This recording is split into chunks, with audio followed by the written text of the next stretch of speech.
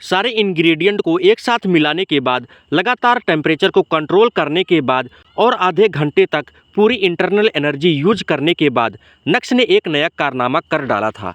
और वो कारनामा था इंसान को रिबॉर्न करने की ताकत रखने वाली प्रिमिटिव पिल। लेकिन ये क्या, जजेस उसे हाफ प्रोड्यूस्ड प्रोडक्ट समझ रहे थे और उस पिल में गलती निकाल रहे थे। और नक्श को ये सारा माजरा समझ नहीं आ रहा था। एकाएक नक्श की तारीफ करने के बाद उसे फिर से ज़मीन पर ला पटका था और इससे वहाँ मौजूद लोगों को काफ़ी अनकंफर्टेबल फील हो रहा था। कुशल के एक्सप्रेशन भी पूरी तरह से अगली हो गए थे। किसी के अचानक से हंसने के बाद पूरे हॉल में हंसी के ठहाके गूंजने लगे थे।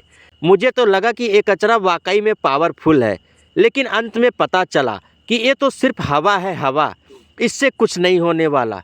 ये बोलते हुए अलंकार भल्ला ने नक्श की तरफ पॉइंट आउट किया और अपना पेट पकड़कर जोर जोर से हंसने लगा। मैंने सोचा भी नहीं था कि ये कचरा पासा पलट देगा, लेकिन ये तो पूरी तरह से काल्पनिक निकला। प्रैक्टिकल तो कुछ है ही नहीं। मुझे तो समझ नहीं आ रहा है कि रोशनी मैम इस कचरे को स्टेज पर क्यों लेकर गई। उन्होंने इसे अपना असिस्टेंट क्यों बनाया। ये तो वाकई में बहुत एम्बैरेसिंग है। एक तरफ जहाँ भीड़ नक्श को लेकर डिस्कशन कर रही थी, तो वहीं वीआईपी एरिया वाली औरत ने नक्श को घूरते हुए कहा, क्या तुम्हारा नाम नक्श है? और आप कौन? इस समय नक्श पूरी तरह से डिप्रेस नज़र आ रहा था। अचानक से नक्श को एक पॉसिबिलिटी नज़र आई। चूँकि वो बहुत अच्छे से जानता था कि उसकी पिल के साथ कुछ गड़बड़ नहीं है, तो क्या ये औरत बाकी ग्रुप की साइड ले रही है? ऑफकोर्स इन ग्रुप के सामने नक्श का कोई भी बैकग्राउंड नहीं है और दूर दूर तक नक्श को कोई जानता भी नहीं है। ऐसे में अगर एक असिस्टेंट ने बड़े बड़े धुरंधर को हरा दिया तो इस कंपटीशन का क्या मोल रह जाएगा।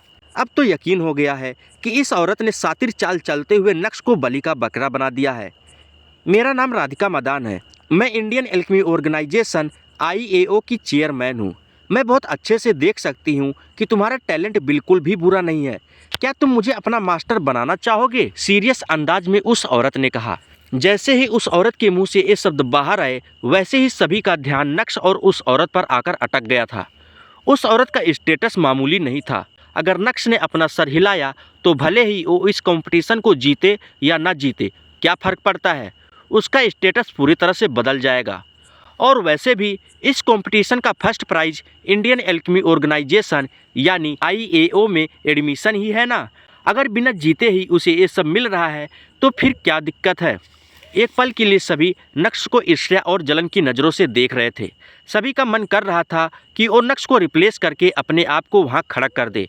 आखिर ये अपॉर्चुनिटी किस्मत वालों और हाईली टैलेंटेड लोगों को ही मिलती है। हालांकि नक्श के रिएक्शन ने सभी को चौंका दिया। किसी ने भी एक्सपेक्ट नहीं किया था कि उन्हें नक्श के मुंह से ये सुनने को मिलेगा। सॉरी, मैं इंटरेस्टेड नहीं हूँ। मेरे पास ऑलरेडी मेरी टीचर हैं, फॉर्म होते हुए नक्श ने जवाब दिया।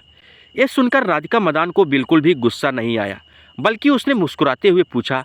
नक्श की आंखों में देखकर उसकी क्यूरियोसिटी अब और भी ज़्यादा स्ट्रॉन्ग हो गई थी, क्योंकि मुझे यकीन है कि मेरी पिल एकदम परफेक्ट है और मैं मेरा टैलेंट बेचना नहीं चाहता। हाँ, ऐसा नहीं है कि आप मेरी मास्टर बनने के लिए क्वालिफाइड नहीं हैं, लेकिन बेटर लक नेक्स्ट टाइम। जैसे ही नक्श के मुंह से ये शब्द बाहर आए, वैसे ही वहाँ मौजूद सभी लोगों की आंखें बड़ी हो गई थी। इससे पहले आज तक किसी ने राधिका मदान से इस तरह से बात नहीं की थी और इंडियन एल्केमी ऑर्गेनाइजेशन का ऑफर नहीं ठुकराया था। खुदा जाने कि नक्श के मन में आखिर चल क्या रहा था। एक तो नक्श ने सभी के सामने अपने आप को पूरी तरह से एक्सपोज कर दिया था, ऊपर से उसे इंडियन एल्केमी ऑर्गेनाइजेशन भी ज्वाइन नहीं करना था। तो ऐसे में नक्श उस आंधी के लिए अपने आप को प्रिपेयर कैसे करेगा? या फिर क्या नक्श ऑलरेडी से प्रिपेयर्ड था? लगता है तुम्हें तुम्हारी एल्केमी स्किल पर पूरा भरोसा है, मुस्कुराते हुए राधिका मदान ने कहा। ठीक उसी समय नक्श के चेहरे के एक्सप्रेशन पूरी तरह से बदल गए थे। राधिका के चेहरे की मुस्कान देखकर उसे राधिका की एनर्जी का अंदाजा हो गया था। नक्श के चेहरे पर भी मीनिंगफुल मुस्कान लौट आई थी।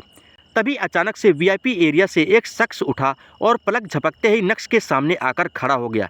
इससे पहले कि नक्श कुछ समझ पाता, उस इंसान ने चाकू से नक्श पर हमला करने की कोशिश की। उस चाकू की धार चमक रही थी और नक्श की छाती से बस 1 इंच ही दूर थी, लेकिन वो चाकू नक्श की छाती पर चीरा नहीं लगा पाया, क्योंकि सही समय पर राधिका ने उस चाकू को अपने बलशाली हाथ से पकड़ लिया था। इस मूव को देखकर वहाँ मौजूद सभी लोग एकाएक चौंक गए थे। ये कहना बिल्कुल भी मुश्किल नहीं था कि जिस इंसान ने हमला किया था वो ताकतवर नहीं था। उसमें ताकत भी थी और फुर्ती भी। लेकिन राधिका मदान का क्या ही कहना, उसने 2 उंगली से उस चाकू को रोक दिया था। पता नहीं कौन सी चक्की का आटा खाती है, सॉरी, पता नहीं कितनी और क्या क्या पिल ले रखी है। ऐसे ही थोड़ी ना इंडियन एल्केमी ऑर्गेनाइजेशन के चेयरमैन बन जाते हैं। आखिर ये सब चल क्या रहा है? ये बोलते हुए राधिका की टोन एकदम कड़क थी। अपनी दोनों उंगलियों से राधिका ने उस चाकू को पीछे खदेड़ दिया था और एक ही झटके में उसे नीचे पटक दिया था। नहीं नहीं, उस इंसान को नहीं, चाकू को। राधिका जी, आप प्लीज़ साइड हट जाइए। आज मैं इस बेशर्म लड़के को मारकर ही दम लूँगा, मिस्टर मेहता ने नक्श को घूरते हुए कहा। मिस्टर मेहता का टेम्पर बहुत ही खतरनाक था और एक बार जब उन्हें किसी से नफरत हो जाती है तो फिर वो कभी भी प्यार में नहीं बदलती। नक्श को पहली बार देखते ही उनका खून खोलने लगा था, लेकिन उस समय कुछ कर नहीं पाए। लेकिन अब जब कंपटीशन खत्म हो गया है और इससे पहले कि राधिका मदान नक्श को इंडियन एल्केमी ऑर्गेनाइजेशन ज्वाइन करने के लिए मना ले, वो नक्श को ख़त्म करना चाहता था। मिस्टर मेहता, क्या आपको नहीं लगता कि आप गलती कर रहे हैं? मैंने अभी तक इस कंपटीशन का फाइनल रिजल्ट अनाउंस नहीं किया है। क्या आपको नहीं लगता कि इस तरह का मूव करके आप इंडियन एल्केमी ऑर्गेनाइजेशन को नीचा दिखाने की कोशिश कर रहे हैं? या फिर आपको ऐसा लगता है कि मुझे मेहता परिवार से डर लगता है? ये बोलते हुए राधिका मदान की आंखों में भयंकर गुस्सा देखा जा सकता था। उसके चेहरे का रंग पूरी तरह से उड़ गया था। मुझे माफ़ करना राधिका जी, मैं इतना ज़्यादा एक्साइटेड हो गया था कि अपने इमोशंस पर काबू नहीं कर पाया। राधिका का अंदाज देखकर मिस्टर मेहता ने तुरंत राधिका से माफ़ी मांग ली। मिस्टर मेहता ने एक्सपेक्ट नहीं किया था कि राधिका मदान नक्श को बचाने की कोशिश करेगी। भले ही मेहता परिवार के पास बहुत पावर थी, लेकिन वो पावर इंडियन एल्केमी ऑर्गेनाइजेशन के सामने कुछ भी नहीं। आखिरकार मेहता को राधिका की इज्जत करनी ही पड़ी। ऑफकोर्स मिस्टर मेहता राधिका मदान या इंडियन एल्केमी ऑर्गेनाइजेशन को ऑफेंड करने की गलती नहीं कर सकते, लेकिन वो अपना पक्ष जरूर सामने रख सकते हैं। राधिका जी, शायद आपको पता नहीं है, लेकिन ये नक्श ओरिजिनली मुंबई शहर की जानी मानी फैमिली भानुशाली परिवार से बिलोंग करता है। कुछ साल पहले इसने बाहर के कुछ लोगों के साथ मिलकर अपने ही परिवार के फंड के साथ घपला किया। पता चलने पर इसे परिवार से बेदखल कर दिया गया। फिर वो यहाँ आकर किसी परिवार का यूजलेस दामाद बन गया। इतना ही नहीं, इसने मलेशिया इंटेंशन के साथ भी मिली भगत की, जिस वजह से भानुशाली परिवार को बिजनेस में भारी नुकसान उठाना पड़ा। और सबसे ज़रूरी, कुछ महीनों पहले अपनी पलटन को लेकर भानुशाली विला गया था। वहाँ इसने अपने दादाजी, चाचा जी और यहाँ तक कि घर की औरतों पर भी अटैक किया और उस फसाद में भानुशाली परिवार के कई लोग घायल हुए और कुछ दिनों तक हॉस्पिटल में एडमिट थे। जैसे ही मिस्टर मेहता के मुंह से ये शब्द बाहर आए, वैसे ही पूरे हॉल का माहौल लाइवली हो गया था। किसी ने भी एक्सपेक्ट नहीं किया था कि नक्श का बैकग्राउंड ऐसा होगा। ऊपर से उसने धोखाधड़ी, लोगों का रिश्ता खराब करना, लोगों को मारना, बड़ों की इज्जत न करना जैसे क्राइम भी कर रखे थे। ये सब नक्श के लिए बहुत ही शॉकिंग था। क्या मजाक है, ये कचरा भानुशाली परिवार का हिस्सा था और इसे परिवार ने बेदखल कर दिया था। अलंकार भल्ला ने जोर से हंसते हुए कहा, अच्छा हुआ आज मैं इस कंपटीशन को देखने आया और मुझे यहाँ से बहुत सारा नॉलेज और एक्सपीरियंस मिला है। कुशल भी घूरते हुए नक्श को देख रहा था। हालांकि वो जानता था कि नक्श का बैकग्राउंड क्या है, लेकिन उसके अलावा जो कुछ भी उसने सुना वो सब उससे नहीं पता था। वो अलग बात है, उसे उन बातों पर भरोसा नहीं हो रहा था।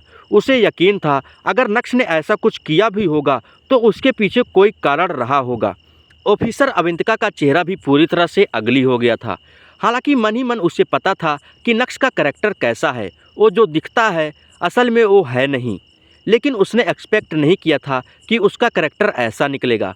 ऊपर से नक्श के इतने सारे क्राइम, नक्श के साथ इतना समय बिताने के बाद भी अवंतिका को लग रहा था वो नक्श को ठीक से पहचान नहीं पाई। मिस्टर मेहता के मुंह से ये सारी कहानी सुनकर नक्श को खुद को भी इतना गुस्सा आ रहा था, वो और सहन नहीं कर सका। गुस्से की मारे उसकी छाती ऊपर नीचे होने लगी थी। मिस्टर मेहता, मुझे लगता है कि आपसे कोई गलती हुई है। आपने जो भी कुछ कहा वो मैंने कभी किया ही नहीं है। ये बोलते हुए नक्श की आंखें गुस्से से लाल हो गई थी।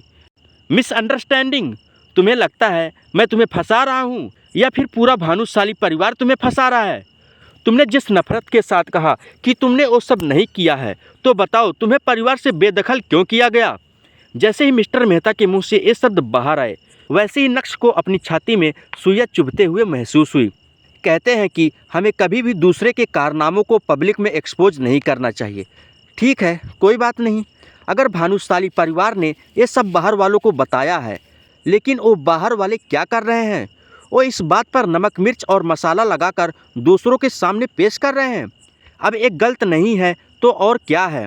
और तो और मिस्टर मेहता इतने बड़े बेवकूफ़ हैं, बिना किसी इन्वेस्टिगेशन के दूसरों की बातों को मान बैठे और अभी भी सभी के सामने कुत्ते की तरह भौं भौं कर रहे हैं।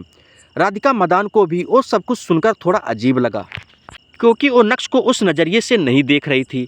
उसने पहले नक्श को और फिर मिस्टर मेहता को लगातार और बार बार देखा और उसके बाद अपना मुंह खोलते हुए इस सिचुएशन को शांत करने की कोशिश की। मिस्टर मेहता, आप प्लीज़ शांत हो जाइए। भानुशाली परिवार का यहाँ पर कोई भी मौजूद नहीं है, तो आपने जो कुछ भी कहा उसे वेरीफाई कौन करेगा? यहाँ तो कोई है ही नहीं। स्वास्तिक, मुझे उम्मीद है कि तुम इस कंपटीशन को ख़त्म कर सकते हो। ये बोलने के बाद राधिका ने नक्श को घूरते हुए कहा, तुम मेरे साथ चलो। राधिका ने नक्श को इस तरह से घूरा जैसे मानो वो उसे कच्चा चबा जाएगी। यही वजह है कि नक्श उसे मना नहीं कर पाया। अब क्योंकि इस मामले में राधिका मदान भी शामिल हो गई थी, इसलिए मिस्टर मेहता के लिए नक्श को मारना इतना आसान नहीं था। नक्श की आंखों में राधिका को वो चमक देखने को मिली जो उसने पहले कभी नहीं देखी थी। यही वजह है कि वो नक्श की मदद करने के लिए अपने आप को रजिस्ट नहीं कर पाई। कुछ मिनट बाद नक्श चुपचाप राधिका को फॉलो करते हुए एक रूम में पहुंच गया। रूम की फर्निशिंग को देखकर नक्श के दिल में कई तरह के ख्याल आ रहे थे। उसे समझ आ गया था कि ये राधिका मदान का रेस्टिंग प्लेस है। नक्श, मैं तुम्हें फिर से पूछती हूँ, क्या तुम मुझे अपना मास्टर बनाना चाहोगे? उस रूम की खिड़की से नीचे झांकते हुए राधिका ने कहा, मेरे ग्रुप को ज्वाइन करना यानी इंडियन एल्केमी ऑर्गेनाइजेशन को ज्वाइन करना। वैसे भी अब तुम्हारे बारे में सभी को सब कुछ पता चल गया है और तुम उस लेवल पर पहुंच गए हो जिससे सभी को नफरत है।